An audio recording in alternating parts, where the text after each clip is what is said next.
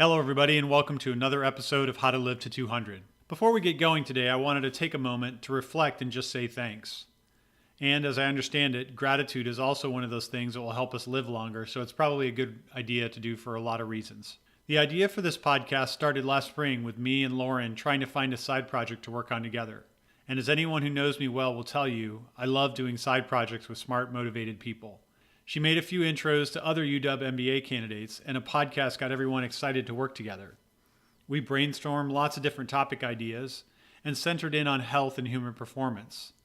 Sam was the creative one who came up with the core theme and the provocative title.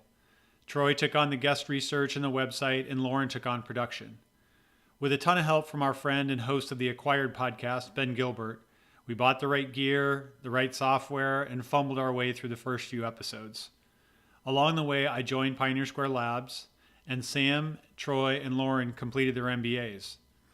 Kevin joined us to add some content creation and promotional horsepower. With Troy and Sam off to focus on their new jobs, it's now Kevin, Lauren, and me who are making it happen. So I want to give them a special thanks. I look forward to the continued learning with them. It's still a fun side project for all of us, and we've been so fortunate to meet some great guests along the way. Special thanks to Richard, Gil, Alex, Martin, Miles, Tim, Mez, Liz, Lean, Sonia, Aubrey, and Matt, all guests in our first year of production. Thank you all for bearing with us as we figured this out, and even more for sharing your wisdom with the audience. We're really excited about 2019. We've got a full slate of guests lined up, and we plan to expand into lots of new areas. Finally, thanks to everyone who listened, shared, commented, and sent us ideas for new guests, topics, or key themes to explore. We appreciate all of you creating this thing with us.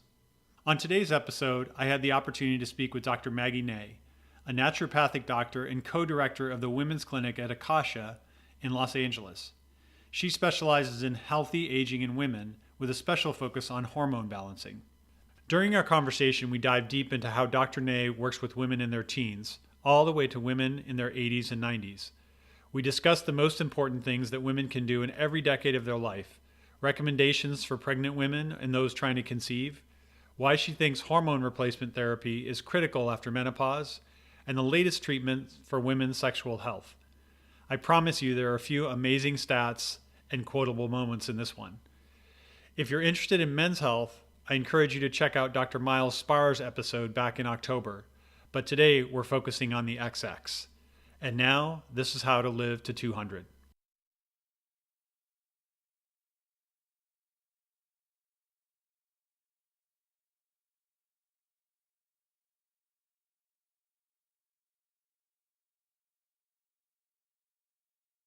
So Maggie, welcome to the show. Thank you for having me. I'm very interested, when in your life did you decide that you wanted to focus on women's health? I got into it for a personal reason. I was having my own hormonal issues and imbalances. And for me personally, I wasn't getting my period regularly when I was in high school. So my mom brought me to a traditional, lovely OB gynecologist, and she started me on the pill. And what I realized in doing some research was that was the answer to most hormonal imbalances for, adolescents and women getting into adulthood and even menopause. And the appointment was quick. There was no real interest in getting to or understanding the root cause why. So that was really the trigger for me. I wanted answers. I through my own research, was able to regulate my cycle. I made dramatic health improvements just through, researching and experimenting on myself with herbs and diet and different nutrient therapies. So I was able to not only regulate my cycles naturally without the pill, but I also, in doing so, just felt so dramatically better with digestion and mental health. I felt very strongly that I wanted to help other women feel this good and feel empowered with their own health. And was that something that started in high school and then carried throughout college and obviously medical school? I didn't truly decide and commit to medical school till my senior year in college. So throughout college, I was definitely interested in women's health and studied psychology and knew I wanted to help women in some fashion. And the medical part came a little later. And how did you choose to end up at Bastyr? And maybe you could tell everybody a little bit about Bastyr. Yes, I would love to. So, Bastyr University is one of a few universities in the country that offer a degree in naturopathic medicine, which is a distinct system of primary care medicine where we are trained from day one to look at the whole person. So, the whole physical, mental, emotional being, because it's really by understanding all those aspects of an individual that you can begin and identify the root cause of a health issue. And we are trained to view those, those root causes often as either something being an obstacle to health. That could be, not sleeping enough, high stress, potential toxins in the environment. And then we are trained in giving the correct resources and tools the body needs to heal. And that might be, dietary changes or nutraceuticals or hormones. Or homeopathy. We're trained on a lot of different therapies. We have a lot of tools in our bag. And for me personally, I was actually on path to go to conventional medical school, but I was joking around with people that I wanted to get my MD degree, my medical degree. I also wanted to be a therapist because I know the mind-body connection was so important. And I wanted to pursue a nutrition degree, that I was going to figure out how to get all that in because then I could practice the way I wanted to practice. But someone mentioned, you should really look into naturopathic medicine. It really covers all of that. So that was probably the most exciting day in my life when someone mentioned that, and I ran home and just did a ton of research and realized that was the career I wanted to pursue. It took a little time to convince family members to get on board, but they did, and it's been a fantastic choice. And if you go back now and think about young women getting their period, as a father of a 19-year-old who went through the same type of situation, what are the sort of state-of-the-art treatments now that are affecting young women in that way? Treatment with regards to conventional medicine is still the pill. So, but as far as the work that I'm doing, a lot of this has to do with really training and reestablishing a proper connection between the brain and the ovaries, the whole endocrine system. It's called the hypothalamus pituitary ovarian axis, and they all speak together. And some of the work that I will do specifically are certain herbs that are really powerful. Looking at a young woman's diet is key because you really need to be getting adequate healthy fat in your diet to have healthy cycles. Looking at stress. And all the other really foundational pieces are key. So looking at, the diet and movement and sleep and relaxation and community, and all of that is so key. And then again, correcting what might be an underlying imbalance. So if there is a obvious hormonal imbalance, we can correct that. I don't usually need to do hormones on young women. Usually some herbs that help the endocrine system, or something to help support the adrenal system, or even a nutrient that might be deficient. We can test for micronutrient deficiencies. That's key. Identifying any potential toxins in the environment that could be really being an obstacle for healthy hormonal balance. So it's really getting just to look at the whole person, and again, seeing if there's any specific deficiency imbalances that are interrupting the endocrine system. What are the most common herbs and or foods that you change in a young woman's diet? Well, for foods, definitely adding in the dark leafy greens are key. Like I would want women to get it, really with every meal if they can, including breakfast. Those greens are loaded with phytonutrients that are cofactors for a lot of different enzymes and reactions in the body. And increasing healthy fat is really important. And we need to have fat. That's really the root for all production of hormones. So, avocado and coconut oil, those are all great healthy sources. Like the fish oil is really important for the omega-3 fatty acids. And then healthy protein sources. So we need good sources of protein. And that could be, and as much as possible, the responsibly raised animal protein. So without any exogenous hormones,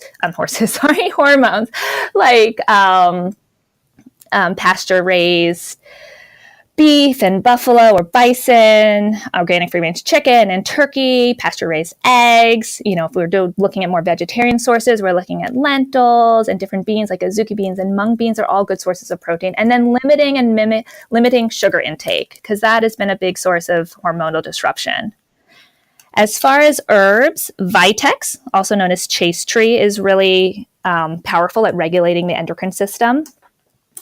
I've been really into an anthroposophic medicine, which is from Germany, and there's some great therapies within that also help regulate the system, the hormonal system, and then certain vitamins and nutrients. B6 is really great for hormones. Magnesium can be really great for hormones. Different adrenal adaptogens like rhodiola and ashwagandha can be great for regulating hormones as well. How long does it normally take for somebody who might, I mean, if you think about, obviously every patient is a little bit different, who might come in and see you with the same problems we're describing as a young woman, you make these modifications for diet and add these herbs. How long generally is it until they start to see significant corrective action?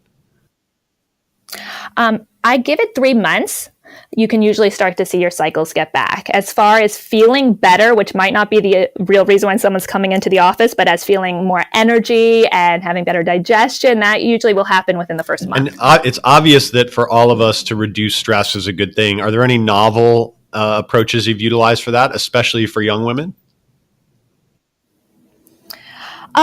That's a great question. It's really important to connect with each patient and figure out what really resonates with them. Meditating, obviously can be really effective. What I find to be helpful for a lot of women, young women, is downloading a meditation app like Headspace or Calm. They really like that. And that's been really effective. Have you found good uptake with young women on that? Yes. I mean, people are downloading it and loving it. So that's been one. The other thing are some different, it's usually in the tech world that the young women are gravitating to. There's some online yoga studios that a lot of my patients are doing. One in particular called Yoga Glow that offers a lot of, short sequent meditations, guided meditations that my young female patients are loving. So many of the biggest voices in this area are focused on men's health. And are you finding that things like fasting or keto diet or others are particularly applicable for women? Are they generically the same for men and women, or are there particular diets that are even more important for women? Well, that's a great question, because right now ketogenic and intermittent fasting are hugely popular, and a lot of the research has been done on men. They are also very beneficial for women, but men and women respond very differently to it. So I think that's just really important. So I definitely support any woman who wants to try a ketogenic diet or try intermittent fasting, but realize if they're doing it alongside their boyfriend or husband, they might not have the same response. And women are more sensitive to fasting. So T, I think I heard you once say you do a 24-hour fast. Yeah, usually Sunday night to Monday night for me. Right. That most women, I would never recommend a woman to do that. And most women would not feel good if they did that. So women do really great with the 12 to 16-hour fast. That includes the sleeping time. So maybe 7 p.m. to 10 a.m. or 11 a.m. in the morning. Women do really well with that. Women are really susceptible to blood sugar changes. So if women fast too long and their blood sugar is dropping, that can just lead them to not feel as good. Now, every woman's unique, and some women can certainly do that 24-hour fast, but most can't. They end up thinking about food more, maybe binging later on, and not feeling as, energetic as a man might feel when they're doing a longer fast. So the shorter fasts do better for women. And then they're also more susceptible to hormonal changes. So anytime your body senses that you're under stress, it can affect the endocrine system. And a female's endocrine system is just more sensitive to fasting than men. So again, this is really individualized, but you certainly, if you're trying to get pregnant, just be mindful. You just don't want anything that could interfere with your body's ability to ovulate, or think that your body's in a stressful situation, which could impair your endocrine system. So fasting too long can do that. Again, a lot of women do have body image issues, growing up. And so again, once you're playing around with food restrictions and rules of you can and can't eat, that can be a trigger for a lot of women. So just being really sensitive to that is important as well. Oh, that's interesting. Let's talk about pre-pregnancy and pregnancy and recommendations, or the most novel things that are happening now as women think about their health for pre-pregnancy and during pregnancy. Yeah, absolutely. So I love working with women before they want to get pregnant, because it's an incredible time to really optimize your health. Research now, it's super exciting how we can really affect the genetic expression of our babies before they're even conceived. So through the changes we do through lifestyle and diet before pregnancy can really influence whether our children may go on to struggle with weight issues, develop diabetes and heart disease, even anxiety or neurobehavioral issues. So some of the things that I do, I guess starting with basic blood work, I think it's important to look at. So thyroid level should be looked at, and I'm talking about a complete thyroid panel, your TSH, your free T3, free T4, your thyroid antibodies, and your reverse T3, because you want that to be optimal. You want to look at vitamin D levels. Really, you want to aim for it to be like between 50 and 80. Plasma zinc levels. We can do a complete micronutrient panels, because having the adequate vitamins and minerals sets your body up for just when you're pregnant, your baby takes they grow from taking nutrients from you. So you certainly don't want to have any deficiencies. We know that getting at a healthy weight during pregnancy and before pregnancy helps to influence the genetic expression of the genes that are responsible for burning fat. So this is a really exciting field called epigenetics. And basically, it was once described, and I love this analogy by Jill James. She said, if our DNA sequence is our hard drive, epigenetics is the software that determines whether, how, and when the DNA is being read and expressed.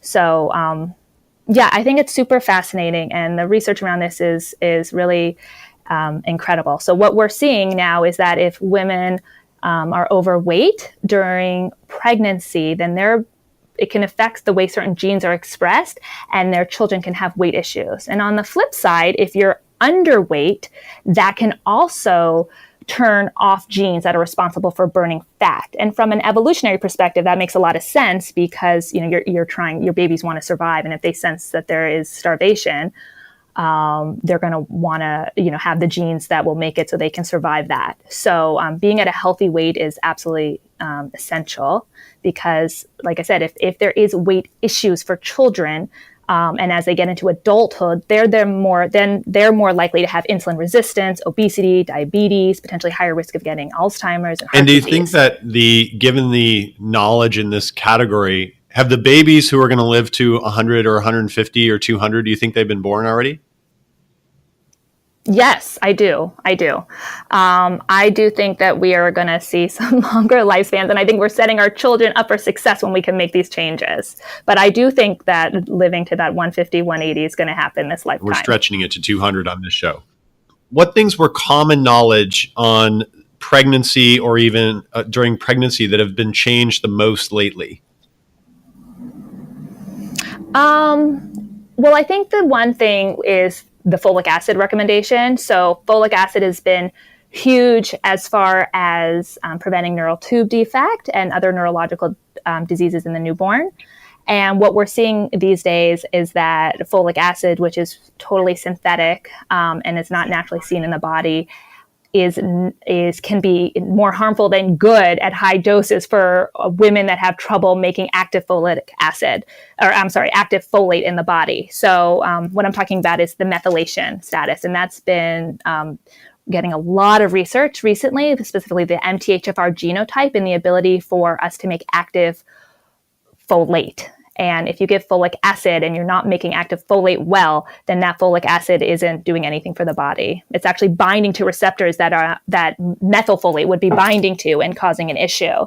And there's some really interesting research these days that the metabolic profile in children with autism is really similar to their moms. And what they're finding is that moms with decreased methylation capabilities and decreased glutathione and antioxidant capabilities, their children seem to be getting more autism. So being able to look at that beforehand and correct that is really important. Is that just a general genetic screen on the MTHFR? Yes, anyone can do that. It's a really easy test. Any lab really does that. It's also on the direct-to-consumer labs like the Ancestry DNA and 23andMe. It's on that as well. And then that's just going to put somebody on a more informed knowledge around methylation, and therefore may in turn direct a folic acid prescription or not. Exactly. Yeah. So if we find that someone is a poor methylator, we certainly want to emphasize a healthy methylation lifestyle, like eating a lot of dark leafy greens, avoiding alcohol. So certainly if you're pregnant, you won't be drinking anyway, and stress reduction. And then certainly while pregnant, you can pretty much assume that they need extra folate support. So giving methylfolate instead of the traditional folic acid is important. And so a lot of the prenatals these days still have folic acid in it. But pretty easy to check, to see if one has methylfolate, and certainly reaching for that is better. So assuming that we are all going to live longer, what changes have you seen in women getting pregnant, and what do you anticipate in the near future? Well, for women to continue to get pregnant, if we're living longer, we certainly want to be able to, have babies longer in life. Two things. One, we need to get better at rejuvenating organs through possibly stem cell research and keeping the ovaries working longer. And the other is improving IVF technology and egg freezing. So right now we're freezing eggs. It's still relatively new and not, impressively successful. The egg freezing, embryo freezing, where you have the egg and the sperm, are being done all the time. So if we can improve that technology of freezing eggs, women can continue having babies so long as they have their uterus. And are you seeing, if you thought about a percentage of your overall patient base, how many of them would have gone through either egg freezing or embryo freezing? Oh, I would say 75% of my female patients that don't have a family yet by 40 are doing that. It's pretty common. But what I am seeing are people saying I have like 3 eggs, and I'm like, you really need to get like 20 to have a good chance. I mean, not that it really does only take 1 egg, so it could be within those 3, but the defrost and using it again there's just not a lot of success stories yet. And are you seeing the interest in egg freezing moving younger? So younger and younger women doing that? No, not yet. I think I always bring it up once someone's, in their 20s, we start talking about it, but most people aren't interested in doing that until they're 34. Okay. That's a couple things on the early stages of life. Let's turn to sort of middle, or the place where women go through menopause. Tell me more about what's happening in that particular space and, your area of focus there. Yeah, so hormones are involved in every single metabolic reaction in the body. And when they start to decline in menopause, women have symptoms. The obvious symptoms that I think most of us know and are familiar with are hot flashes and night sweats, reduced libido, and vaginal dryness. But it affects a lot of other metabolic processes. So energy is low, insomnia, women can have more allergies and brain fog, weight gain, especially around the middle, is huge, more anxiety and depression, more food cravings. And then like biomarkers also begin to change. Cholesterol often increases, LDL increases, HDL is reduced. Women are more likely to have higher hemoglobin A1C, which is 3-month average of blood sugar. Their insulin levels tend to go high. They tend to have more inflammation. So I think that is the area, and that's something that I feel really strongly about, is educating women that not beyond just the obvious acute symptoms, these other vague symptoms that tend to creep in around age 50 and 40s and 50s are actually being caused by the reduction in hormones. And if those acute symptoms are not addressed, they absolutely increase the chance of getting degenerative diseases of aging, like heart disease and diabetes, cancer, osteoporosis, stroke, and Alzheimer's. So can you put off menopause, or you're just changing how it affects someone? You can't really put off menopause. Menopause is going to happen, but you can absolutely correct the damages that having no hormones can do to the body by giving back the body the hormones that are now no longer being produced. So that is through the work of giving hormones and hormone therapy and bioidentical hormones, which are hormones that have the same molecular structure as your body's own hormones. So I should say that, we used to die, our lifespan used to be much shorter. We used to die in our 50s from mostly infectious diseases. But now we're going to be living much longer. And to do that without hormones is just unreal. It's just not realistic, because hormones are just so important for metabolic processes. So now we're dying from these age-related degenerative diseases that are triggered by the loss of hormones. And what is the For some women who's experiencing the menopausal symptoms, if they were to come and see you, what would be the normal course of action that you would take both on the testing and then, again, everybody's different, but what would be a normal course of action you might give to someone who had the symptoms you described? Yeah, so of course, a really comprehensive health intake to understand each person's metabolic profile and their specific symptoms. Labs that I would order, I always just do a really comprehensive laboratory analysis. So, and specifically for the female, I would check hormones via blood. There's different ways to assess hormones. Blood's not necessarily really the best. There's no really fantastic way to assess hormones, but I always will do a blood screening and see where women are at, in addition to thyroid and insulin and blood sugar and, cardiometabolic panel as well. If someone is a candidate for hormone therapy, and that means not a really strong family history of breast cancer, I would, and I'll talk about that too with regard to the research and the fear around breast cancer, but I would probably initiate starting a hormone therapy treatment, in addition to, because you can't do that in isolation, cleaning up the diet and water and movement and sleep and relaxation and community, all those other aspects as well. Because when you address all those aspects, it can transform a woman's life, really. They feel so amazing. I see so many women when we get the lifestyle, the foundational pieces in place and correct their hormones, give them back some of the hormones that they're lost, that their quality of life is just dramatically improved. And then they end up sending their husbands in to see me, even though I don't really see a lot of men, because they want their husband to get on the same page. And do you think that it's, I'll call it a cycle? For example, if you start to sleep better, then you have more energy. And if you have more energy, then you have more time for the community, et cetera, et cetera. So it's a nice cycle. But if hormone replacement is the first step of that, what's the most common things that you would do for a woman there? With regards to hormone replacement, I would start them on estradiol. Estradiol can come in either a patch or a cream form, and you use that every day. And then I would also add in progesterone. And progesterone is another key hormone that, again, is no longer produced once the ovaries aren't producing hormones anymore. And ideally cycling that in how nature intended. So estrogen can be given, really every day. And progesterone is only produced in the body from when a woman ovulates to when they get their period. And that's usually 2 weeks out of the month. And so to putting in progesterone for 2 weeks out of the month.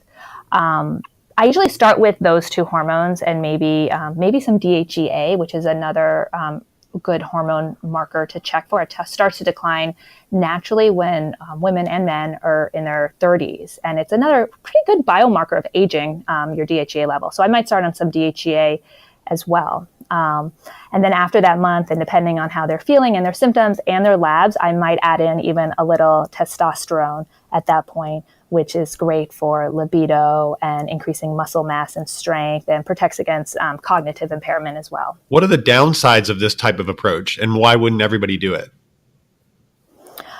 It's still really controversial. So there was a study done in 2002 called the Women's Health Initiative. And prior to that study coming out, really everyone was on hormones, but they were on a different type of hormone. They were on what's called Premarin, which is not bioidentical, meaning the hormones are estrogen from horse urine, and it didn't have the same molecular structure as our own hormones. And they were given a synthetic progesterone called a progestin, and that, again, was not the same as our natural progesterone. And so women were on this for years, and then finally the study kind of halted short. And the head of I think it was the NIH, came out and said, everyone get off your hormones, they cause breast cancer. So before any doctor or physician had any time to read any of the studies, women stopped taking their hormones, and there was a lot of fear. And the fear lingers on today. But I will say, in looking back at the study, and now we've had time to really look at it and dig through it, what we're finding is that the women who took estrogen, the Premarin, the horse urine, only that, just the estrogen component, actually had lower risks of breast cancer. And the women who took the Premarin with the Provera, the synthetic progesterone, they were the ones that had more breast cancer. So, I think that there's such this fear around estrogen, and I'm not to say it's absolutely without any risk. But the risk that I think people often assume from this study is a little faulty when we think of using the natural bioidentical hormones. If a woman goes on to this bioidenticals, about how long do the core symptoms of menopause take to recede? I see people a month later and 90% feel dramatically And better. how long after that, assuming things are moving forward, would you add in the DHEA or testosterone? I usually add it in about that first month follow-up. I check hormones at month 3. And then if the lifestyle pieces are put together and women are feeling fantastic, then it's 6 months follow-up. And is that something that they'll be utilizing for the rest of their life? That's, again, individual. I mean, once you stop taking hormones, any metabolic benefits you're getting from hormones stop. So, I mean, hot flashes and night sweats can go away. But as far as your brain and being able to think and remember and learn quickly, and your mood and your bone health and muscle recovery after exercise, those will go away. And therefore, your patients would be on that presumably for the rest of their life. Yes. Yep. Okay. And what happens with somebody, and maybe you have some patients who are in their 70s, 80s, 90s, does this regimen change at that point in time? Well, I usually don't start someone when they're that old. There are more risk when you start hormones, when they've been without them for so long. So I try to get people right when they're going through the process. But I do have some 80 and 90-year-olds in my practice who have been on hormones for, since they were 50s, although it's changed. A lot of them were on the other type of hormones that we transitioned over. And I usually will reduce the dose, but I really go by how they feel and their lab. And when does a woman's sexual libido change, and how does it change, and what therapies might you have for that? So, I mean, that's a great question, because libido, I see women from all ages affected by libido. So starting maybe at the younger age, one thing that's not talked about when birth control pills are prescribed is that it can affect libido. For some women, just the comfort of being on the birth control pill increases libido. And so I get that. But what happens biochemically is that the birth control pill causes the liver to produce a hormone called sex hormone binding globulin. And this binds testosterone. So testosterone does not bind to the cell, and that can lower libido. So I see that a lot with younger women, and you can actually test that, the testosterone and sex hormone binding globulin, their imbalance. So that can affect libido. And then, of course, as hormone levels decline, testosterone DH, that has a direct effect on libido. But what I tell my patients is libido is it's to me the ultimate expression of optimal health, because there's so many variables that go into it. Your feelings with your body, your feelings with your relationship, your digestion and your head, your physical, mental, emotional being, all goes into libido. But specifically with the hormones, they start to drop really and change in a woman's 30s, but more in their 40s and 50s. Testosterone, DHEA drop. Without estrogen, you get vaginal dryness, so intercourse becomes more painful. So to address the vaginal dryness piece, you can actually just give localized estrogen to the labia, and that really helps the elasticity. And that's been a savior for a lot of women. I've heard it explained to me as flossing your teeth, but for the vagina. It's just what the maintenance protocol you need to do to keep, your tissue healthy and not to feel so thin and painful with intercourse. And I should say there's some rejuvenative therapies these days, like PRP to the labia, which has been also very helpful, and some laser treatments that have been helpful with dryness as well. Yeah, that's interesting. We're getting pretty consistent feedback on the podcast around PRP, so that's an area that we're spending a lot more time on in the future. Oh, great. Yeah, it's super hot right now. And I really just learned recently that it's being done to the clitoris and the labia, and it's pretty remarkable where it's being done and the results people are receiving. And so do you have direct patients which have experienced or utilized that treatment with good benefit? Yeah, I only have a handful because it is pretty recent, and I just spoke with a really great gynecologist who's doing the work. So my patients that have had it have noticed a much stronger orgasm. So that's pretty amazing. And Also, just the labial tone seems tighter and firmer as well. What are a few other of these which might be considered very cutting edge or brand new therapies that you're hearing about? You're based in LA, so you're probably seeing some things well ahead of other people. What might be some other very novel treatments that you're experiencing now, either in your practice or just in your general area? So with regards to hormones, I'm assuming? Hormones or women's health in general. Okay, fantastic. Yeah. So with regards to just like vaginal health, there's something called the Mona Lisa touch. And there's a few other names for it, but that's laser treatment that a lot of women are doing. A lot don't want it. They feel great. They don't feel like they need hormones, and they want to just address the dryness. And if they don't want to use hormones, that's a really incredible option, is this Mona Lisa touch, this laser treatment that a lot of gynecologists are doing. And besides that, using local estriol, like I was saying, to the labia is good. There's regular conventional that you can get through any pharmacy, estrogen creams and tablets that are being done.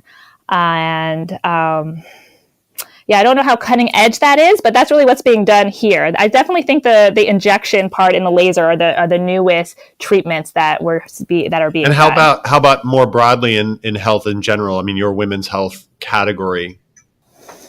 Yeah, I mean, I still think the hormone therapies are still pretty cutting edge. I mean, they're being done more by conventional doctors these days, but I feel like that's the missing link.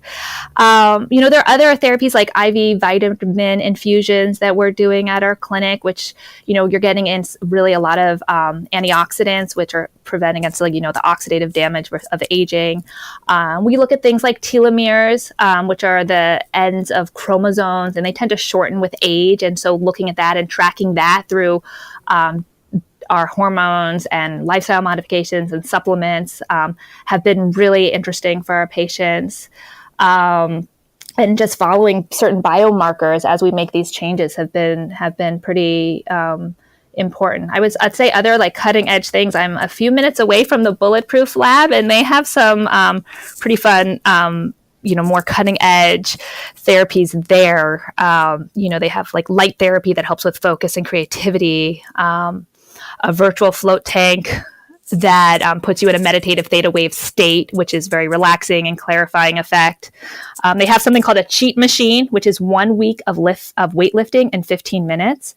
So I have people doing that for osteoporosis prevention. Oh, interesting. I'd like to do just a quick lightning round question, which would be, what would be your top piece of advice for women in there? And I'm going to fill in their age blank. Okay. So if you are sort of a teenager, top advice for teenagers above and beyond, good diet, reduce your stress, et cetera, the normal things, what would be the advice for, we'll go by groups of 10. So 10, 20, 30, 40. Okay. So for a teenager, what would you say? Getting good sleep hygiene. Okay. In your 20s? You could download a meditation app. In your 30s? Self-care. In your 40s? Sleep. Okay. In exercise. Your 50s? Okay. 60s? We'll just keep going. So long as you have an answer, we'll keep going. 60s? No, we did 50s. Exercise is in your 50s, right? 60s, don't stop having sex. 70s? Having fun, having sex, exercise. I think I'm going to repeat myself now. Okay. You just keep living longer and just keep having lots of sex and having fun. I think that what I see for a lot of women, because I do see a lot of women in practice, and one question I ask everyone, and actually very few people have an answer for, is I ask people what brings them joy? What are they doing for joy? And that triggers a lot of women to start crying. So, I really want women need to start having some fun and doing things for themselves, because they often forget that, and they're so busy, taking care of the kids and work and family. I mean, they often neglect doing something just truly for themselves. If money were no object and your safety were guaranteed, what type of therapy would you try? That's a fun question. So I don't even think this is cost prohibitive, but things that I'm thinking about, I would love to do the Aura Ring, which tracks sleep and really just kind of biohacks your sleep cycle and looks at different sleep stages. And so I would definitely look at that. There's something called the Muse that I'm interested in. I would love to try it. It's like a headband you wear during meditating, and it tracks brain waves during meditation and generates sound to help guide you back to meditation when your brain wanders off. And I might try. I've never some of these more advanced IV therapies like the IV NAD. I've never done, and that might be something I would want to try one day and see the effects of that. If I gave you $1 million to invest in either a specific company or a category of companies as an investor, what category would you invest in? One thing that a lot of doctors, every doctor mostly are looking at is inflammatory markers as being, because if someone's inflamed, even if they're not having symptoms, that can be a root cause of developing chronic diseases later in life. So we look at things like hsCRP, IL-6, TNF-alpha. But one thing that we don't have is where the inflammation is coming from. And I think it would just be so great if we can start getting tissue-specific inflammatory markers to begin to identify where inflammation is coming from. That, and then the other thing I would love to see is a hormone monitoring system that women can do at home, because hormones, they change so much during the day that someone can feel off or hormonally imbalanced, and they'll schedule their appointment with the doctor a week later and things are different. So something that women can do at home, measure their hormone either through a finger prick or a urine test or maybe saliva, and it would maybe transfer to the phone, and you can get all this data from that and maybe even some recommendations of what to do with that. Yeah, almost like a continuous glucose monitor, but for hormones. Totally, yeah. What other podcasts or books do you recommend for people who care about this topic? So Sarah Gottfried is a medical doctor. She wrote a book called Younger and the Hormone Cure, and that's really been really an excellent resource for a lot of my patients. If you're interested in the genetic component, which I think is pretty interesting, a book called Dirty Genes, that is good by Ben Lynch. Longevity Diet, I like that one. The End of Alzheimer's is great. Diane Schwartzbein wrote a little memo on menopause and the metabolic profile of women with menopause, and I think that's been really helpful. William Davis, Wheat Belly is good. Eat Fat, Get Thin by Mark Hyman is another one my patients really like. What thing will be common in 5 years that feels like science fiction today? I think that's a good question. I do think the IVF technology is going to improve. So I think that the egg freezing, it's common for my patients. I don't think it's really common nationally yet. And I think that that's just going to be a lot more as our lifespan, health span increases, preserving fertility is going to be just a lot more commonplace and talked about a lot more. And hopefully insurance will start to cover that. Okay. One more lightning round question. So I'm going to list off a bunch of different kinds of semi-experimental therapies. And I'd love for you to say, I do this with regular use. I've tried it. Not interested, never heard of it, or I think it's total bullshit. Okay. Gut or another microbiome testing? Yes, absolutely. Done it and use it. Performance blood testing from someone like Inside Tracker that would modify your diet or otherwise based on blood markers? I'm not as familiar with that lab, so I would want to look at that. But sounds interesting. Okay. IPS cell banking? Sure, yeah. You've already talked about intermittent fasting, longer fasts. So 3 days, 5 days, 7 day long fasts. For men, not for women. Okay. NAD? Yes. Yeah. I think the research there is pretty exciting. Telomere testing? Yes. Have you done it already? Yes. I'm good. I'm looking good. I'm young. I could tell that by your answers. I knew. You're good. Smart. You're on it. Oh, thanks. Hyperbaric oxygen therapy. Never tried it, but very interested in it, and my patients that do it. Okay. PRP? Yes, absolutely. Nootropics? No, I'm not a huge fan of, if we're talking about the same things like Provigil and nicotine and amphetamines. I think that's just too much messing with our neurological biochemistry. Uh-huh. And if we had a safe brain-computer interface, would you try it? Yeah. Yes. Okay. Heavy metals testing? Yes, absolutely. Great. Where can people find more about you online and or follow your practice? Yeah, so I have a website, drmaggienay.com. I work at an incredible integrative medical center in Santa Monica called the Akasha Center. So that's akashacenter.com. And I am on Instagram at Dr. Maggie Nay. Great. Thanks a lot for joining us today and for all the great advice. Thank you so much for having me. It was fun.